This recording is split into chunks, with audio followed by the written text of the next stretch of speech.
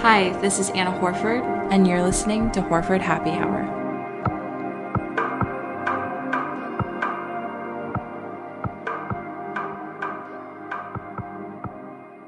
All right, thanks for joining me on another episode of Horford Happy Hour. This week's guest was just on the podcast a couple weeks ago, and his name is Josue Pavon.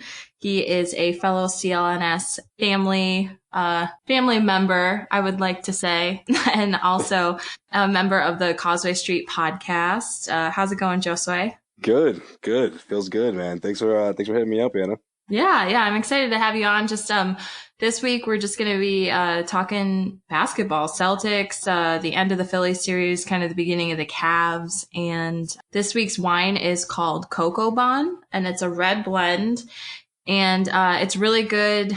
You can really taste some like dark cherries, vanilla. It's actually one of my like new favorites. So Josue, I got to send you a bottle when I get a chance. That sounds good. I might enjoy that one. That sounds good. The last one was good too. You know, I think that we could have had a second offering of that, but you know, it's something I can look out for, you know, in the future. I'm not a huge wine drinker, but it was pretty good. Yeah, it was good. And it's funny because when we were in Milwaukee and we had that organic blend, I'm pretty sure my siblings, or at least Maria, gave you hers, right? Because she didn't like it very much. She did, yeah. She wasn't feeling it, so I was like, yeah, I'll take seconds. That works. Yeah, go ahead, toss it back. Right.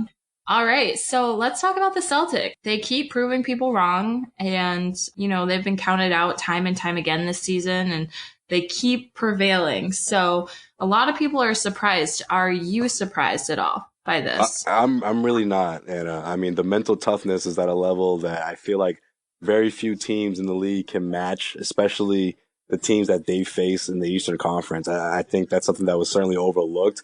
I will be honest, to beat the Sixers in 5, that's not something I predicted going into it. I thought it would go the distance, but I did have them winning the series, and I was surprised that a lot of analysts and experts didn't give the Celtics the benefit of the doubt, considering what they went through in the first round against the Bucks. I think they learned a lot about themselves from that first round series, and I think what they did with Giannis and how they, contained the Bucks defensively, that spoke volumes for just how tough this team can be. And of course, how that defense translates into offense. And that's exactly what you saw in Philly, specifically in that game 3 blowout where they were able to just, that defense, those stops were able to catapult the offense in a way that Philly just couldn't recover from. And I think a lot of that had to do with the fact that Philly just, I don't want to sell them short, but let's face it, for a young team that, of course, hasn't never been there before, that's almost like that huge winning streak heading into the playoffs is almost a bad thing,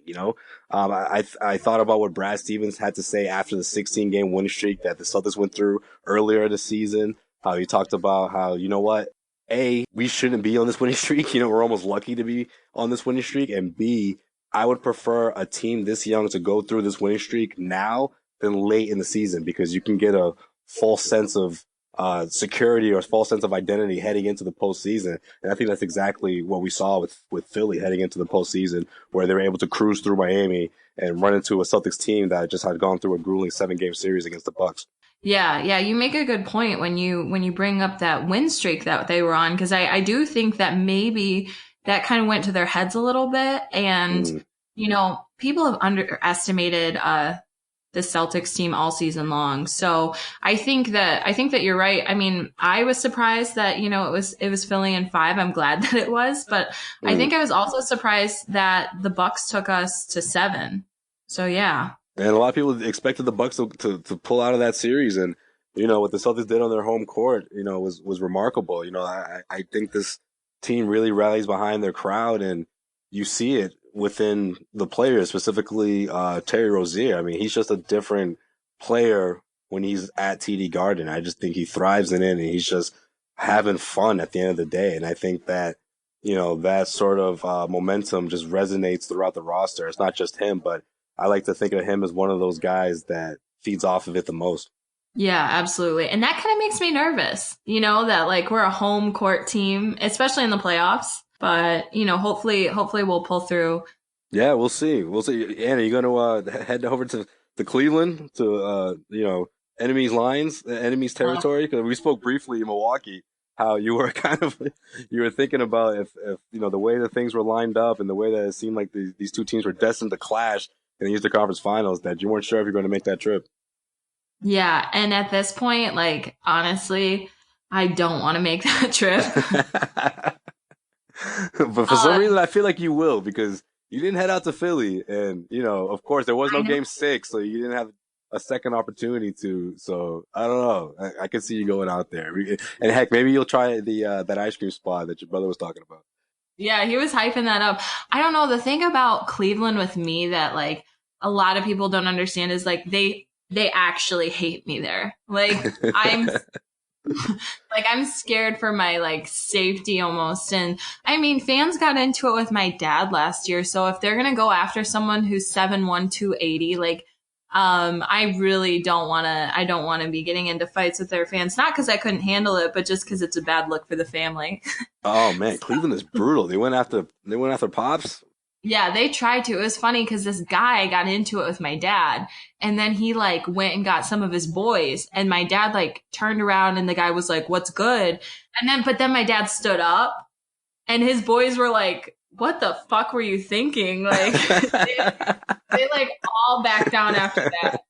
Yeah, they were like, he's not the one. No, let's not mess with this dude. No, Yeah. yeah, no. And if you've ever seen my dad, like he's not the one. Like don't.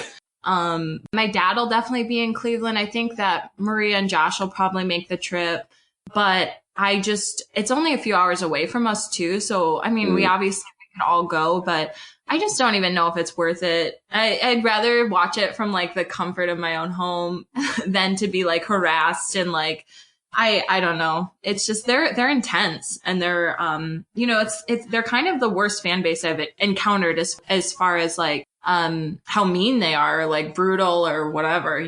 So Yeah. we'll see. But yeah, so Philly was, it was a challenging series, but, we showed we were like the better, stronger team. And I think that they'll continue to grow. But I kind of see the Celtics giving them a run for their money, at least for the next few seasons. And I was going to ask you, before we move on to Cleveland, what was your favorite part about the Philly series? Oh, the confetti. I just thought that was just a great touch. Honestly, I think Game 3 is probably, it might be the best game I've covered. It might be. If not, it's up there. I mean, they just talk about fighting and the fight of this team. I mean, the play calling from Brad Stevens and the stops that they had to make and heading into overtime when the arena obviously thought the game was over. The confetti came down. They had to sweep it up. I just love that type of stuff. I mean, that's just playoff basketball in a nutshell.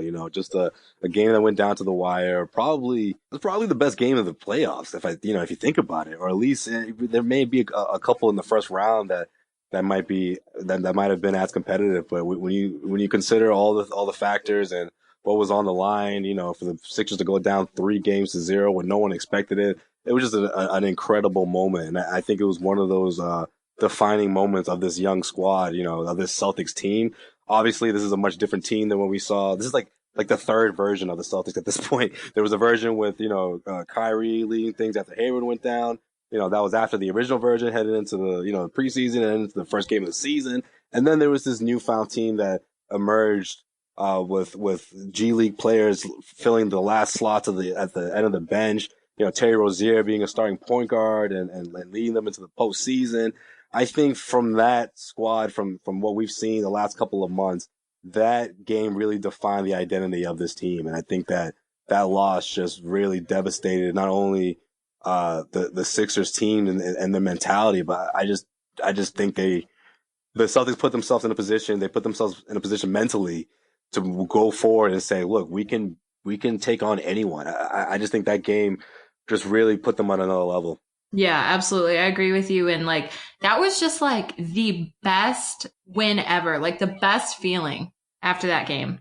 Yeah, because you saw well, I shouldn't say that. We've seen the Celtics make epic comebacks, of course, all season long. But when you see the national media see what we've been seeing all year long, or what we've been seeing the last couple of months, how resilient this team is, it's amazing to see how the national media responds to that. They're just so beside themselves and they just can't believe it. And it's remarkable because you see these kids, like on the grand stage. I mean, Jason Tatum Jaylen Brown, I mean, 120, 121, Terry Rozier to be, put into this role as a starting point guard. Now, this is something that I'm sure is going to be brought up in this series. Now he's heading in, against Cleveland, or heading, against a team, a city where he grew up not too far away from. Who would have thought that now he's Mhm. playing against LeBron James and the Cavs, Eastern Conference Finals. I mean, the last two teams standing in the conference, and he's right in the middle of it, and he's been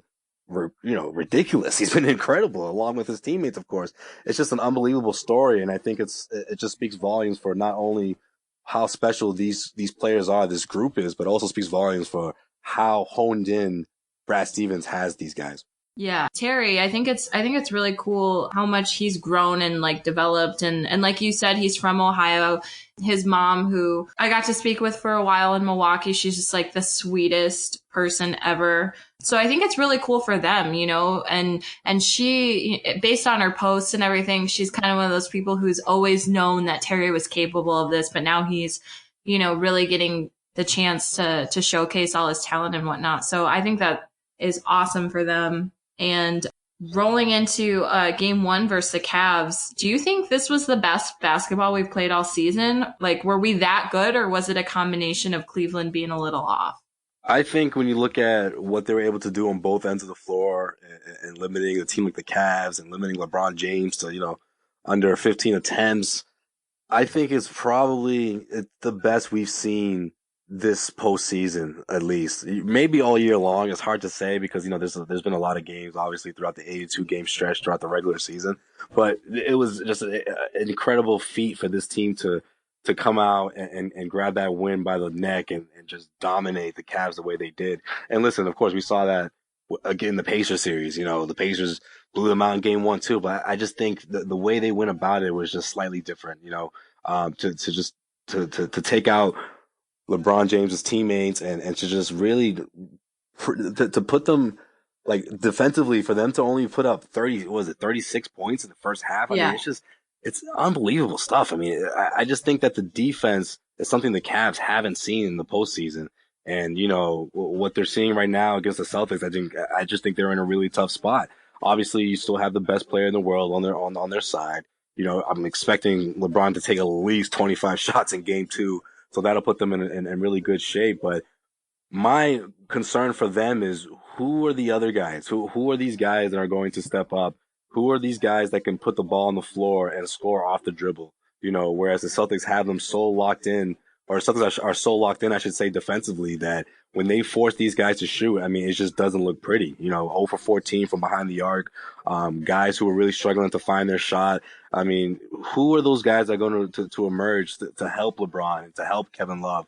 Whereas the Celtics have so many different weapons, a number of guys scored over 20 points in the starting lineup, and you have guys that can just not only score off the dribble and put the ball on the floor, but they can also defend at a high rate, whereas the Cavaliers just couldn't match that intensity in game one. Yeah, for sure. And like you were saying, I mean, we have a complete team of players who, are really great at their individual roles. And something that a lot of people are bringing up is that, with the Bucks, everyone was focused on Giannis, and then with the 76ers, everyone was focused on Simmons and Embiid. So, but with the Celtics, we are like the epitome of team basketball, and I think that Right. makes such a huge difference. Yeah, absolutely. It makes a humongous difference because everyone is honed in together. They know what their role is, and they trust each other. We see that. We see the ball movement, and we see everyone get. It's like a well balanced attack. Everyone's attacking the rim, opening things up from the perimeter. It started with this in the first quarter, especially. It started with Al. I think Al has an edge over Kevin Love in this matchup, and that's one of the things I looked at, or I focused on heading into the series as a huge advantage for the Celtics, making Kevin Love not only defend him when he puts the ball on the floor, but making him head out to the perimeter and defend him where he's not necessarily comfortable in doing. He can bang down low. Al Horford's footwork, of course, down low. We saw what he did in the last two series and what he was able to do against Joel Embiid. I just think that, heading into game two, Lou is going to turn to Tristan Thompson to shake things up a bit in the starting lineup. But I think either way, they're in really tough shape and trying to slow down what the Celtics are able to do in the paint and how they were able to score so many points in game one. Yeah, yeah, definitely. And was it just me or were like the haters extra quiet on Sunday? Yeah, it was like, oh, it's just the first quarter, and then it was like, oh, yeah, okay, it's just one game. It was almost like by halftime they were like, yeah, okay, it's just one game. I want to say it's going to be a long series because it's such a cliche thing to say, and it probably will Mhm. be. But I Yeah, think when you look at, for the Celtics to hit the Cavs in the mouth the way LeBron put it in game one, reminiscent of what they went through against the Pacers, I think it speaks volumes for this young team and how that's the kind of start you want to have heading into a series against LeBron James. for sure. And I kind of want to put a PSA out there for, even the Celtics fans who like have my back and everything. Like, I love you guys. I appreciate you. But please do not tell me how I should handle like haters and trolls on social media because Yo, what is up it, with that? Everyone's like, yo, Anna, get him. Anna, make her Mhm. stop. It's like like the Twitter police, the Celtics Twitter police or something.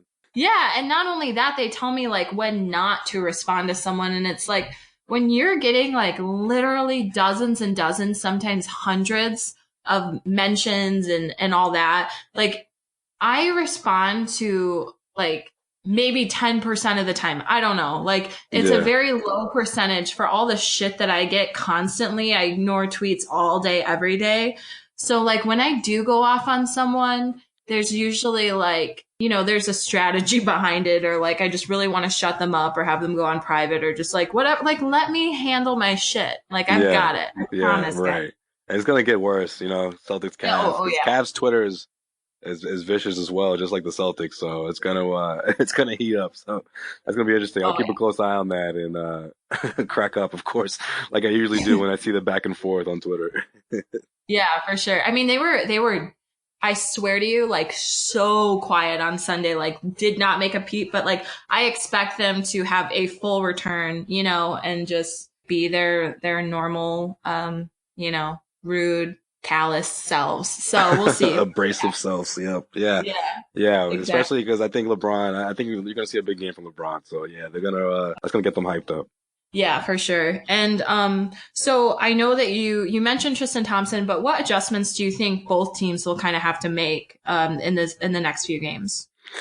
For the Cavs, I'm almost positive you're going to see a lot more attempts from guys like Horford and J.R. Smith. LeBron talked about it. Other players talked about it after game one. It's just part of their identity, and the fact that the Celtics were able to limit them from the 3-point arc was a huge plus, obviously for the Celtics. But I think the fact that these guys only combined, especially J.R. and Kyle Korver, only combined for I think it was 8 attempts from behind the arc. I mean, I just think that's just not gonna cut it. I think again, LeBron needs help. Kevin Love needs help. They need production, and that's their bread and butter. That's what they do. Specifically, Kyle Korver. I'm almost shocked that, and I've been saying this like all year long. I'm almost shocked that Korver doesn't get more attempts. Heading into the postseason, he and JR were started to the starting lineup, whereas during the season they sort of took turns for a little bit until they finally Coach Lou finally put them both in. So, that obviously helps. But I just think those guys need to get more looks from the outside. I mean, they sort of live and die by the three. It's part of their identity. But again, like I said from the top, I mean, they're going to need someone to emerge from that second unit. You think about the trades that they made at the trade deadline, and you anticipated along as well as, of course, the Cavs and the Cavs fan base that at least two of these guys are going to be key in the postseason, and whereas they started off that way those first couple of weeks after the trade, they've really fallen back and fallen off since then. Whereas guys like, Jeff Green has had some good playoff games, good performances, good strength off the bench for them. But you look at guys like Ronnie Hood, Jordan Clarkson, I mean, they got to step up. I mean, shit. LeBron James got his name wrong for crying out loud. I mean, like, he called him Jordan Crawford after the post game in the post game interview. Hmm. And you need someone like that to step up, especially someone like Ronnie Hood. I thought that was a good pickup for them. Someone that could really give them a boost in the postseason, but they just haven't seen it. I think he's averaging about 5 points in the postseason, and they're gonna need more of that. He's someone that can he can take a couple of drives and can pull up around that free throw range where he likes to pull up. He can get into the teeth of the defense, score. He can, finish at the rim. Jordan Clarkson can get it going off the dribble a bit, especially from the outside. He can shoot. He's had some special performances with the Lakers. Obviously it's a completely different stage compared to what he did in LA, but they need one of those guys to step up. And I think if you couple that along with the 3-point shooting and the defense that Tristan Thompson is going to bring you up front, I think that's going to be those three keys are probably going to be what really helps them grab a win in game two and for their hopes head over to Cleveland with this series tied up 1-1. Yeah, definitely. And like we were talking about earlier, I mean, this is the third team we've played who really is centered around, one or two guys. In this case, it's just LeBron, essentially. I mean, he's carrying this team. So I find it interesting that we face three teams that, you kind of like live and die by the people that you lean on the most. And so that's why I think it's so essential to have many guys like we do. Our talent is so spread out and whatnot. And so I have to ask, what are your predictions for the rest of this series? Ooh, good question. It's funny, heading into the series, I was like, my gut wants to say Celtics in 7, but my mind says Cavs in 6, so I sort of teetering back and forth. But I mean, not just because of what happened in game 1, but looking at the matchups, even before game 1, I was leaning towards Celtics in 7, so I think I'm going to stick with that. I don't know if this is going to be a series where the home team wins every single game. Cavs could win game 2. I do think the Celtics can grab one in Cleveland. I don't think that's a problem for the Celtics, but I just do expect the Cavs to respond, at a high level. I think LeBron James, the fact that he's playing in his best postseason of his career number-wise, or at least heading into the series, is going to be one of the biggest reasons, obviously, why they're going to stay around and stick around with the Celtics. I don't think it's going to be a short series where the Celtics, finish them off in 5 or 6. But I do think the Celtics just have an edge because not only what they're able to do on the defensive side, which I think it's a much more of an advantage than offensively compared to the Cavs, but I also think there's just a lot of weapons that the Cavaliers are going to have a really hard time defending. Jason Tatum is doing things that we just didn't expect him to do so quickly in this rookie season. Being able to blow by his defenders. Same thing could be said about Jaylen Brown.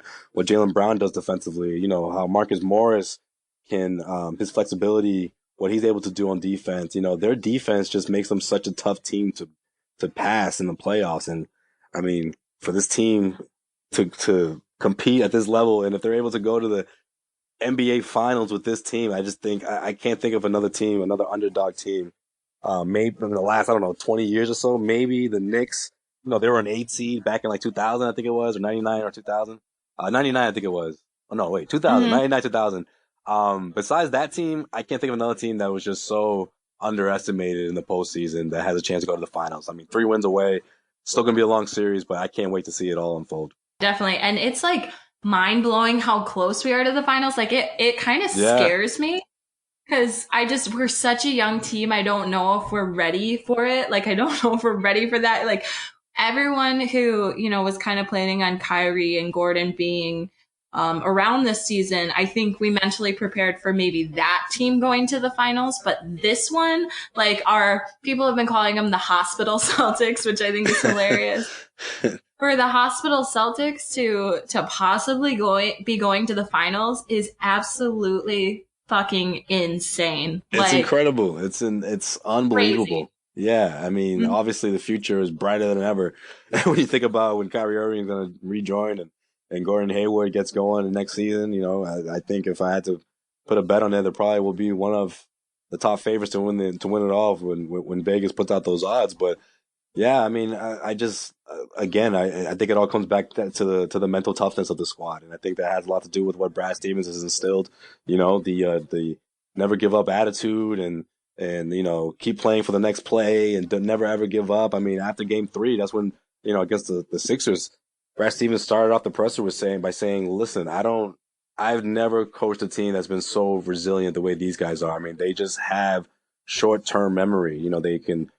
Come up short and 2, 3, 4 straight possessions, and they're always confident that the next one's going to come through. Al Horford talked about how sometimes Brad Stevens put together these plays, and he's just like, that's not going to work, but okay, let's do it. And then it works.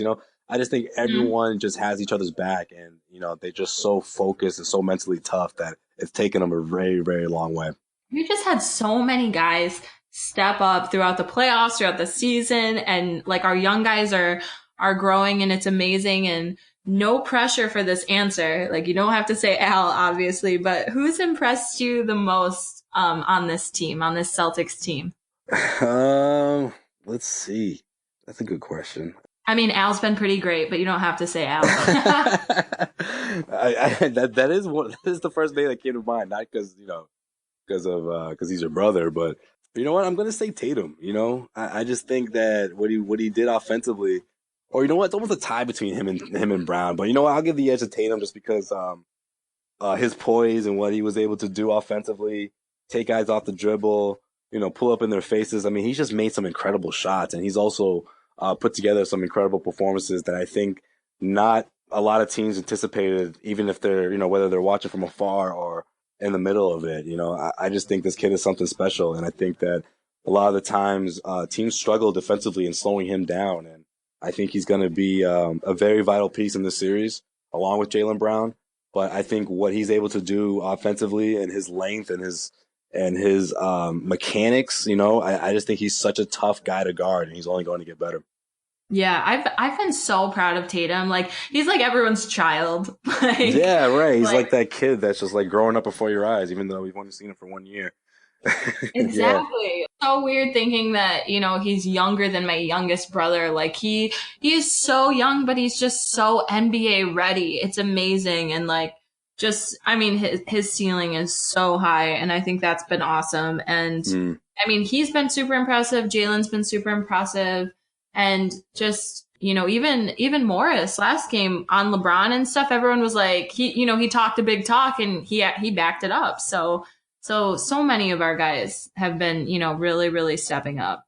Yeah. Yeah. And, you look at the other side and you're thinking, who's those guys are going to step up for the Cavs? One of these guys, or at least a couple of these guys. And I always think about that trade, or those trades, I should say plural, that brought these guys in.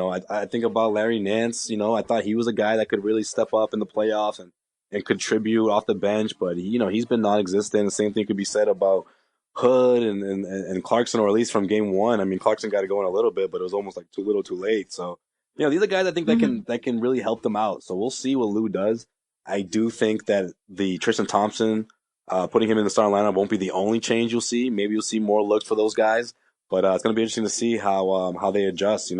That's always fun. That's what we saw in the first two matchups, and I expect the Cavs to do things very differently in game two than what they did in game one. Right. Yeah. And Brad's, I mean, he's a genius. So like, Lou was talking about how he's going to probably start, Tristan Thompson in game two. It's like, you don't think Brad's thought about that? Like, I think we'll be good. And it's funny because when he talked about the change, he's like, it was really odd the way he like revealed the thought process behind it. He's like, oh yeah, I looked at some stats and I realized that, Tristan Thompson has really good numbers, defensive numbers against Al Horford. So I'm going to put him in the game too. And I'm like, Ty, you didn't look at that before the series? Like, you didn't do your homework before? It's like, why would you reveal that? Like, why wouldn't you just say, yeah, you know what? We're going to go with Thompson. We think that he could help defend Al.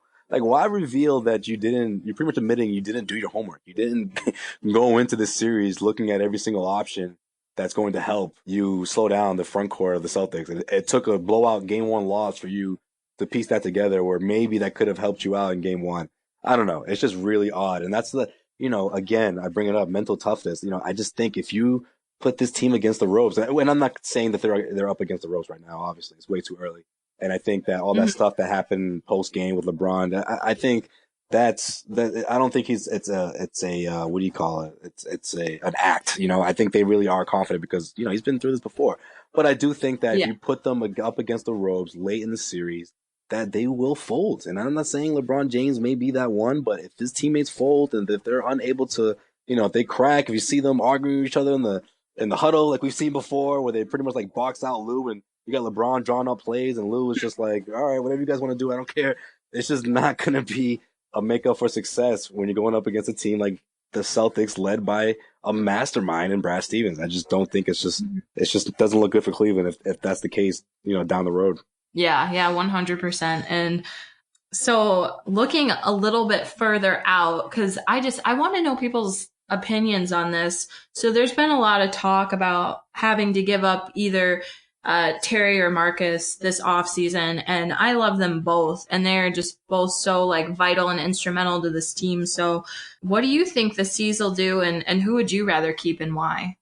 Oh man, yeah. I think it's inevitable that one of these guys will go, and I'm gonna honestly lean towards seeing the Celtics keep Marcus Smart for financial reasons. I just think Terry Rozier stock is obviously at an all-time high. This is a starting point guard in the NBA, hands down. It's not even a discussion at this point, which was a talking point a few months ago, but at this point, he can start for a handful of teams in this league. And I think that once he's a free agent, the money will be out there. He'll sign. I just don't see the Celtics signing a guy like Terry Rozier that could run him, could run the organization 16, 17 million a year. I don't know, just putting a number out there. I think around that ballpark he could end up signing for. And I just don't see the Celtics doing that because, obviously they have guys that are going to be coming off the books. Kyrie Irving, don't look now. He's going to be coming off the books not too long from now, next summer, not this upcoming summer, but the following summer. And then, down the roster one by one, year after year, you're going to see other guys that I personally would prefer to see the Celtics re-up. However, considering Marcus Smart and, what he means to this team, I think that's one hell of a signing, obviously, for the Celtics to retain his services. I think what happened on the West Coast trip didn't help him in terms of commanding top dollar. I think that he may have scared teams off a bit. The fact that he was, he was a self-inflicted injury and he managed to miss. He almost missed the entire season. He was almost out for the year because of it. I think teams may be a little wary to go out and offer big money for someone like that. So I think that helps in the Celtics' favor.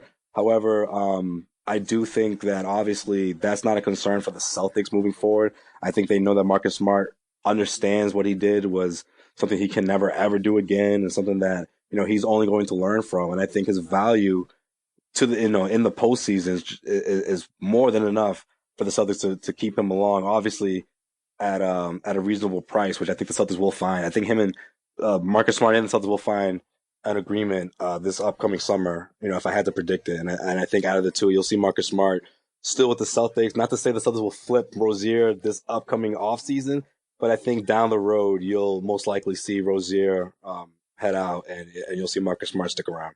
Yeah, I agree with you. And it's a bummer because I really, really love them both. And, I think that they're both great assets to this team. And you understand that, basketball's a business and you can still, root for those people from afar. So, but as far as this season goes, I just think it's been really fun. And like we said, no one expected them to get this far. So no matter what, I mean, even if we lose this series, I think like we're going to enjoy the ride. So I think that's something that we all have to look forward to. Yeah, no matter what happens, we can't sit here and say the Celtics had a disappointing season or, it came to an end and, for them to lose in the Eastern Conference Finals, if that were to happen, I don't think anyone could say it was a disappointment. This team certainly reached a height that no one anticipated. It's funny, you talk about, how everything happened so fast, heading into game one and to the Garden and seeing the whole setup and seeing the ice sculptures and the way they really, touch up the place for the Eastern Conference Finals. I'm like,